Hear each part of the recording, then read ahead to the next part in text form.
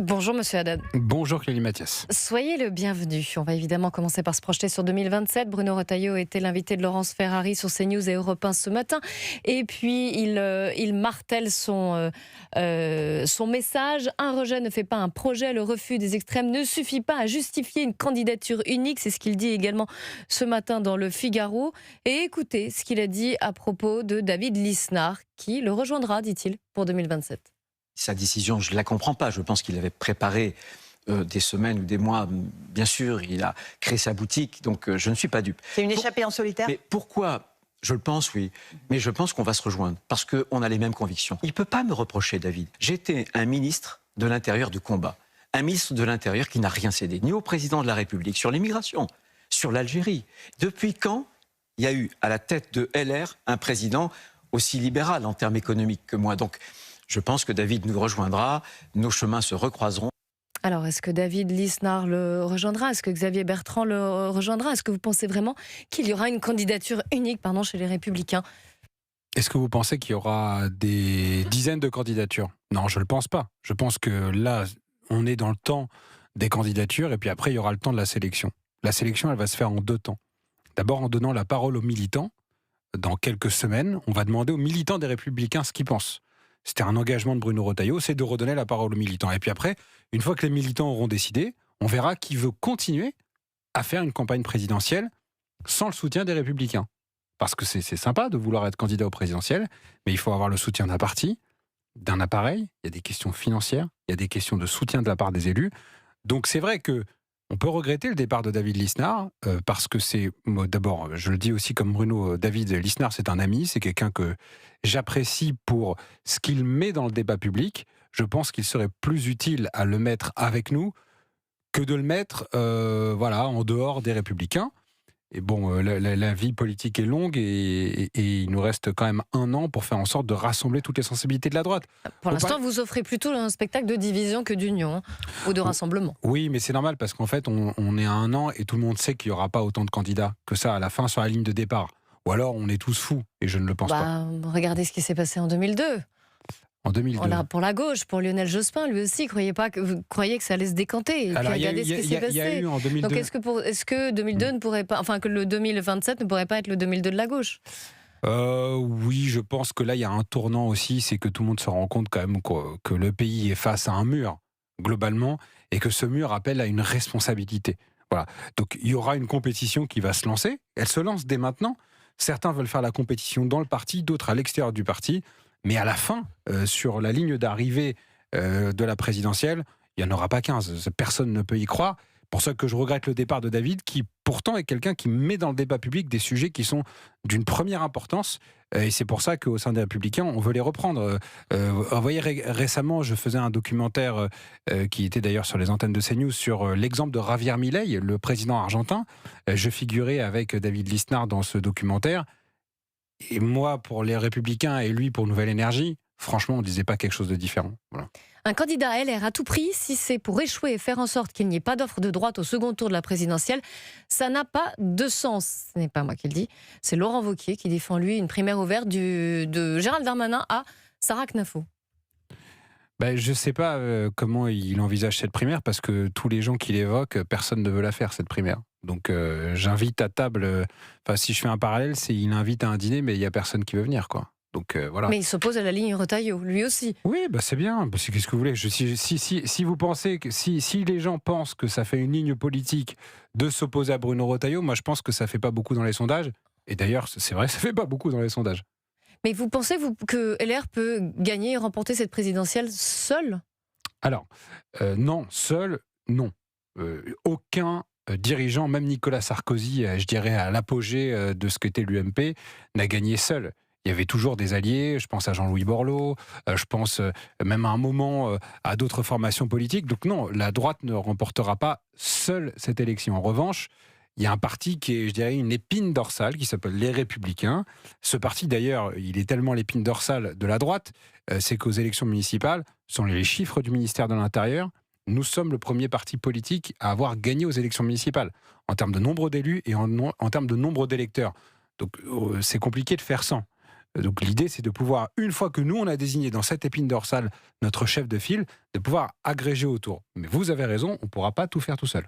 Et comment ça se fera alors Ça se pour fait les par le vote des rassemblements militants.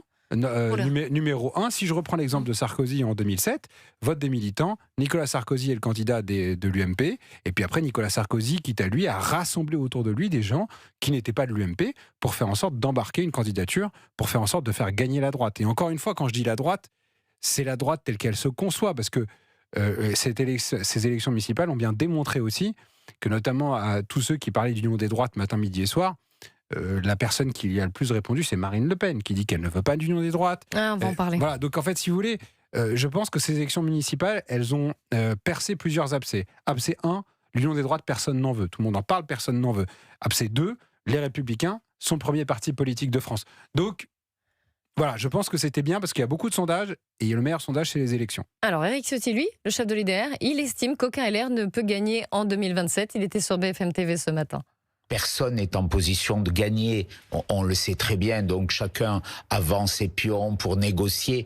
Tout ça, c'est de la basse politique politicienne. Aujourd'hui, l'alternance, c'est quoi ? C'est entre cette alliance que nous avons formée, que j'ai voulu fonder en 2024 au lendemain de la dissolution, entre en gros la droite classique, on va dire, issue des partis gaullistes, et le Rassemblement national, qui a pris une partie de notre électorat ancien. Pourquoi il a pris cet électorat ? Parce que la droite s'est déconstruite. La droite n'a plus été elle-même. La droite s'est soumise au code de la gauche en matière sociale, en matière sociétale. Et donc, elle a perdu ce qui faisait sa force, au profit du Rassemblement national. Et en même temps, Jonas Haddad, Éric Ciotti appelle donc Bruno Retailleau à le rejoindre. Et ce qui s'est passé à Nice, où il est sorti vainqueur alors qu'il y a eu un non-soutien à Christian Estrosi, le conforte finalement. Il est curieux de tendre une main alors que son parti, l'UDR, et je crois qu'il est 5e sur les résultats aux élections municipales. C'est le 5e qui tend la main au premier. Dans une classe, en général, ça ne fonctionne pas comme ça. C'est plutôt le premier de la classe qui propose aux autres de les embarquer. Non, je pense qu'Éric Ciotti continue son travail de Missi Dominici de Marine Le Pen. C'est aujourd'hui le lieutenant de Marine Le Pen et il fait son boulot de lieutenant. Voilà, mais ça, c'est pas notre sujet. Nous, notre sujet, c'est de proposer une alternative de droite avec plus de sécurité, moins d'impôts et plus de travail. Le reste, honnêtement, les positionnements de M. Ciotti, c'est les siens.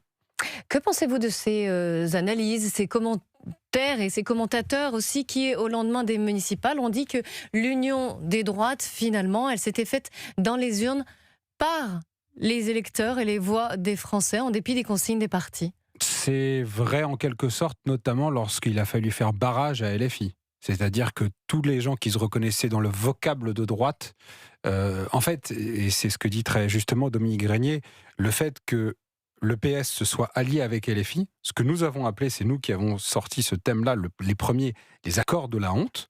D'accord ? Ces accords de la honte, c'est vrai que ça a provoqué une forme de front républicain contre LFI, et je m'en réjouis. Je m'en réjouis. Cette union dans les urnes pour barrer la route à un parti qui est anti-républicain, violent, qui choisit les journalistes, qui a du sang sur les mains, avec l'affaire Quentin qu'on essaie de nous faire oublier, on n'en parle plus trop, avec Raphaël Arnaud qui se permet de revenir... On va en parler justement, vous inquiétez pas. Voilà, qui se permet de revenir à l'Assemblée. Ce parti est un grave danger, et tant mieux s'il y a une union dans les urnes pour les balayer et les sortir du champ républicain. Et Jordan Bardella tend la main justement à ses électeurs de droite, à vos électeurs finalement. Est-ce que ça vous effraie ? Est-ce que vous avez peur de perdre des électeurs en route ? Moi, je trouve ça fascinant. C'est-à-dire que dans les mêmes interviews, Jordan Bardella et Éric Ciotti peuvent dire « les Républicains sont morts », et puis après, on tend quand même la main aux Républicains. C'est-à-dire qu'ils disent... Ils tendent la main aux électeurs. Oui, donc c'est qu'il y a bien des gens qui votent pour nous. Donc c'est assez fascinant de dire, d'essayer de faire croire que quelque chose n'existe plus, alors que cette chose, c'est ce que vous convoitez le plus. Matin, midi et soir, Jordan Bardella rêve de convaincre les électeurs de droite. Et il adore être convié à déjeuner avec Nicolas Sarkozy. Donc voilà, donc vous voyez bien que finalement, c'est leur grand fantasme, mais bon, ça restera un fantasme. Donc ça ne vous inquiète pas plus que ça, que des électeurs puissent... Mais ça m'inquiète pas, puisqu'au final, aux élections, on gagne. Moi, si c'est pour continuer à entendre Bardella et Ciotti faire des appels du pied, alors qu'au final, les gens votent pour nous, qu'ils continuent. En fait, ça me dérange pas. Le refus des extrêmes ne suffit pas à justifier une candidature unique, c'est ce que dit Bruno Retailleau, le chef de vos partis. Un rejet ne fait pas un projet. Vous pouvez nous décrypter exactement ce qu'il signifie? Ce qui signifie, c'est qu'on va être en 2027 à la croisée des chemins. C'est-à-dire que c'est la fin du macronisme et que l'idée n'est pas de refaire du macronisme. Si l'idée, c'est de refaire un grand en même temps, une grande soupe, dans lequel on va retrouver des gens qui vont, ce que vous disiez tout à l'heure pour certaines idées, du centre-gauche jusqu'à la droite républicaine, ça ne fonctionnera pas. Parce qu'il y a des sujets sur lesquels il faut trancher. Sur l'énergie et sur le nucléaire, il faut trancher. Parce que sinon, on fait comme Macron, on ferme Fessenheim, mais après on rouvre des centrales. Sur la sécurité et l'immigration, il faut trancher. Plus ou moins d'immigration, plus ou moins de sécurité. Sur les impôts, il faut trancher. Donc, nous, ce qu'on dit, c'est il ne suffit pas de dire on est contre les extrêmes pour faire un projet. Le projet, il faut qu'il soit clair. Et pour paraphraser un grand homme, Raphaël Glucksmann, c'est la seule chose de bien qu'il ait dite. C'est ce que j'allais dire, vous citez Raphaël Glucksmann. Il dit... Non, mais ça m'étonne. Moi, je ne déforme pas son nom comme Mélenchon. Il dit il faut un cap clair. Il a raison. Cette élection de 2027, ça va être l'élection de la clarté. Voilà. Ça veut dire quoi, des discours plus radicaux? Oui, plus radicaux. Par exemple, dire que notre pays crève d'une surfiscalisation, de trop d'impôts, que les talents partent de ce pays parce qu'on est asphyxié, et c'est le cas notamment des jeunes. Et vous savez, avec tout le grand mouvement, c'est Nicolas qui paye. Les gens n'en peuvent plus des impôts et de la surtaxation. Et à côté de ça, les gens qui n'en peuvent plus de cette explosion de l'insécurité, jusque dans nos mairies. Mais la radicalité, elle peut cliver aussi. Oui, mais c'est bien. Elle peut exclure aussi, donc. Mais ce n'est pas Est-ce qu'elle peut rassembler? Mais la vérité, il faut avoir le courage de la donner.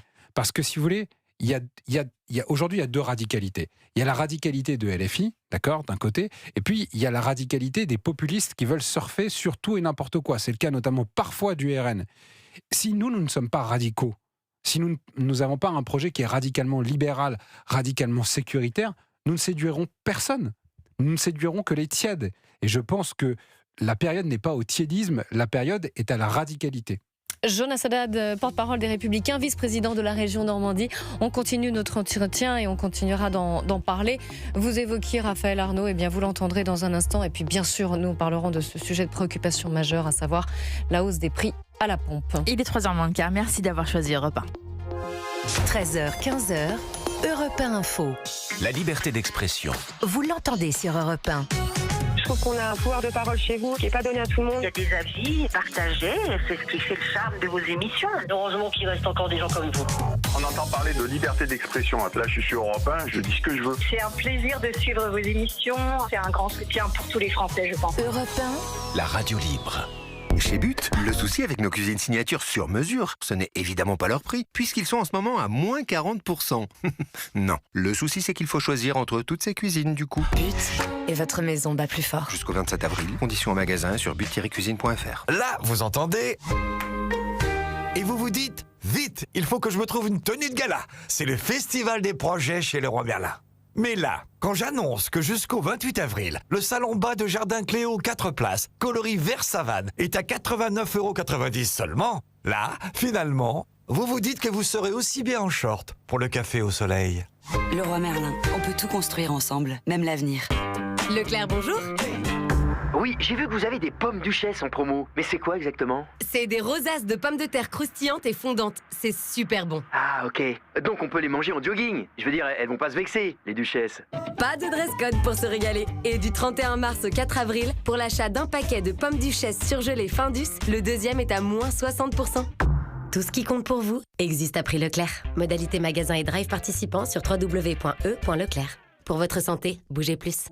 Peugeot. Ah, tu l'as enfin changé ton utilitaire. Oui, neuf, bien équipé et sans apport. Sérieux? Même pas d'apport? Zéro, juste des mensualités claires. Je garde ma trésorerie pour mon activité, pas pour mon véhicule. Pendant le temps des pros Peugeot, profitez de nos offres exclusives sans aucun apport, avec toujours jusqu'à 8 ans de garantie offert. Le Peugeot Partner est à partir de 215 € hors taxe par mois, sans aucun apport, en diesel comme en électrique. Crédit by 60 mois, 50 000 km pour un partenaire, réservé aux professionnels jusqu'au 30 avril et livré avant le 30 juin 2026. Sous réserve d'acceptation crédit par, conditions sur Peugeot.fr. Il est top ce tatouage. Bon, j'ai bien 30 jours pour changer d'avis, non? Pardon ? Chez Paul Trônet Sofa, vous avez 30 jours pour changer d'avis. Vous choisissez votre canapé en magasin, vous l'essayez chez vous pendant 30 jours, et si vous changez d'avis, vous pouvez le remplacer. Ou je change juste la couleur. Paul Trônet Sofa, solo divani di qualità. Et voilà. Uniquement des canapés de qualité, vérifiez conditions en magasin. 13h, 15h, Europe 1 Info. Et merci de nous rejoindre à 14h48 sur Europe 1, la suite des grands entretiens politiques d'Europe 1 Info. Vous écoutez Clélie Mathias et son invité, Jonas Haddad, porte-parole des Républicains et vice-président de la région Normandie. Il y avait une réunion, Jonas Haddad, ce matin à Matignon au sujet de l'envolée des prix du carburant à la suite de la guerre au Moyen-Orient et en Iran et à la fermeture du détroit d'Ormuz. Le gouvernement a décidé d'utiliser le surplus de recettes fiscales pour décarboner l'économie. Et je vous propose d'écouter la réponse de Marine Le Pen. Comme ça, on électrifie l'économie, hop là. Ah mais je croyais qu'il n'y avait pas de surplus, moi, des recettes fiscales. Quand on a dit qu'il ne fallait pas que l'État profite de la crise, le Premier ministre et l'ensemble des ministres nous ont expliqué que mais non, pas du tout, il n'y avait pas de recettes fiscales supplémentaires. Donc c'était déjà un mensonge, voyez. Alors il faudrait éviter de les accumuler, les mensonges de la part du gouvernement, parce que ça crée évidemment une ambiance de défiance massive dans l'opinion public. Alors, qu'en pensez-vous, Jonas Haddad ? Vous avez entendu l'ironie, évidemment, de Marine Le Pen sur la réponse du gouvernement face à l'envolée des prix. Vous vous situez où chez les Républicains ?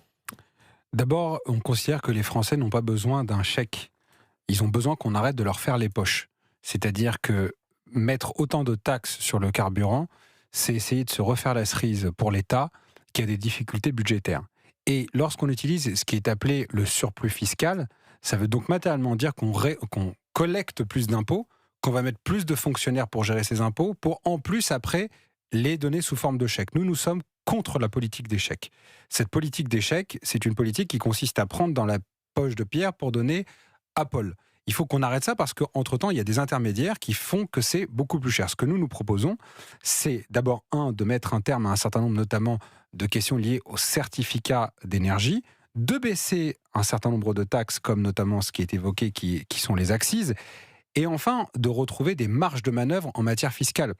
Ce qui se passe, c'est que comme nous sommes un pays qui a une dépense publique qui est très, très, très, très élevée, une des plus élevées d'Europe, lorsqu'on a une crise énergétique de cet ordre-là, on n'a plus de marge de manœuvre. Donc l'État est encore obligé de retaxer davantage. Alors que si nous avions fait attention à nos dépenses publiques, lorsqu'il y a des crises, comme dans un ménage, on peut gérer, on a un matelas. Nous n'avons plus de matelas parce que ce pays a été appauvri par une politique de fiscalisation massive et de dépenses massives. Donc soit à chaque fois on continue à mettre un pansement sur une jambe de bois, soit on arrête cette politique d'échec qui ne fait que creuser la dette et creuser les intérêts qu'on doit payer sur cette dette. Jonas Haddad, on l'entend, vous avez des propositions pour revenir, on va dire, à un déficit public, j'allais dire pour revenir à l'équilibre, mais au moins à un déficit public plus ou moins acceptable, parce qu'à l'équilibre, je pense qu'il va falloir un peu de temps. Vous regrettez ce qui a été fait dans les années précédentes, mais là, à court terme, on fait quoi quand vous avez vu les prix à la pompe ? Donc qu'est-ce que vous dites aux agriculteurs, aux transporteurs, aux aides à domicile ? Qu'est-ce que vous dites là aux pêcheurs ? Actuellement, à court terme, maintenant, c'est maintenant qu'ils ont besoin de quelque chose. C'est très clair. C'est pas dans 10 ans. C'est très clair, vous avez raison. On propose de geler les certificats d'économie d'énergie. Donc ça provoque... Et ça, Donc on a fait les projections. Ça représente 6 milliards de libérés donc, qu'on peut déduire sur les prix à la pompe en 2025. Et ça représenterait 8 milliards en 2026 qu'on redonnerait directement aux personnes qui sont à la pompe. Voilà, c'est très concret, très clair, immédiatement. Et il n'y a pas besoin de créer des chèques parce que... Et pourquoi le gouvernement, pour l'instant, j'imagine que cette solution lui a été proposée, pourquoi il s'y refuse ? Parce que je pense que la solution de la facilité et du contrôle de qui donne le chèque. Si le gouvernement donne des chèques, il se comporte en banquier. Et donc il est très content de pouvoir donner des chèques en disant « Regardez, je vous ai donné des chèques ». C'est sûr que c'est plus valorisant de donner des chèques aux gens. Les gens disent « Ah, super, j'ai reçu mon chèque ». Oui, mais ton chèque, on te l'a pris parce qu'on t'a pris dans l'autre poche. Donc ce que nous, on essaie de dire, c'est arrêter de nous prendre dans la poche A pour donner un chèque dans la poche B. Parce que quand on prend dans la poche A et pour le mettre dans la poche B, et entre-temps, il y a quelqu'un qui vous prend de l'argent, une petite commission. La petite commission, c'est l'État. Et l'État, ça coûte cher. Voilà. Donc nous, on veut faire en sorte que cette commission qui est prise par l'État, cette commission de fonctionnement, ce nombre de fonctionnaires qui font tourner cette machine incroyable qui nous broie, eh bien, il faut qu'on l'arrête. Pour être clair, j'insiste un peu, c'est pas une baisse des taxes, hein ? Non, c'est un moratoire sur les certificats d'énergie. Et pourquoi vous, la baisse des taxes, qui est privilégiée dans d'autres pays européens, pourquoi c'est pas une solution pour vous ? Alors, je peux rentrer dans la technique, c'est-à-dire que, en gros, dans le prix du carburant aujourd'hui, vous avez la TVA, d'accord ? Vous avez le prix du carburant et du raffinage et du pétrole, et vous avez aussi les accises. Voilà, je rentre là-dedans. La réalité, c'est que si vous faites baisser immédiatement les taxes, qui sont la partie, les 2/3 qui restent sur les carburants, immédiatement, c'est vrai que pour le coup, les recettes fiscales vont baisser. Donc, on va créer un trou dans la trésorerie, d'accord ? La solution que nous proposons, c'est une solution qui ne crée pas de trou dans la trésorerie. C'est juste de remettre, c'est le cas de le dire, du carburant dans l'économie, sans faire l'échec. Voilà. Donc, il y a d'un côté les populistes qui sont « Allez, on enlève les taxes », donc c'est-à-dire ça fait des trous dans la caisse. De l'autre côté, les socialistes en économie, entre guillemets, puisque c'est une solution socialiste que donne l'État, c'est-à-dire la politique des chèques. Et puis il y a les responsables qui disent... Les socialistes, ils demandent des mesures ciblées pour les plus vulnérables. Voilà, donc c'est des chèques pour les plus vulnérables. Voilà. Donc en fait, je ne vois pas en quoi le gouvernement, par exemple, est différent des socialistes, en l'occurrence. Je vous propose d'écouter Raphaël Arnaud, à présent, le député LFI du Vaucluse, qui a justifié son retour à l'Assemblée. C'était ce matin dans le média Blast. C'est très simple, c'est pour une raison évidente, c'est-à-dire de poursuivre mon mandat de député. J'ai reçu d'ailleurs énormément de messages. Alors, au milieu des menaces de mort, évidemment aussi, qui ont expliqué en partie mon silence, mais pas que, c'est un mélange de tout un tas de choses, mais beaucoup de messages qui me sollicitent pour mon travail de député. Là encore récemment, j'ai été sollicité parce qu'il y a des fermetures de classes dans des écoles maternelles et primaires en tant que député, donc pour intervenir. Donc c'est pour cette raison-là que je sors du silence et qu'il y a un besoin tout simplement dans le Vaucluse et plus généralement même à l'Assemblée nationale avec les travaux aussi qui reprennent. Il y avait aussi cette réalité-là que les travaux avaient été suspendus pour cause des municipales et que là ils reprennent, donc il y avait une volonté évidemment de retourner au travail, ni plus ni moins. Jonas Haddad, comment jugez-vous déjà le retour à l'Assemblée nationale de Raphaël Arnaud, qui s'était mis en retrait après le meurtre de Quentin Derenque ? Et puis, que pensez-vous de cette réponse ? Cette réponse, elle est indigne. Monsieur Arnaud devrait se cacher et démissionner de son mandat. Je rappelle à nos auditeurs, parce qu'on oublie souvent qu'il y a 2 de ses assistants parlementaires qui sont impliqués dans le meurtre d'un jeune, et que ce meurtre qui a été commandité à Lyon, alors que M. Arnaud est député du Vaucluse. Que faisaient ces 2 assistants parlementaires à Lyon ? C'est un détournement de fonds publics qui a été opéré pour pouvoir aller tuer quelqu'un. Alors lui, Raphaël Arnaud, précisons, n'a pas été mis en cause par la justice dans cette affaire.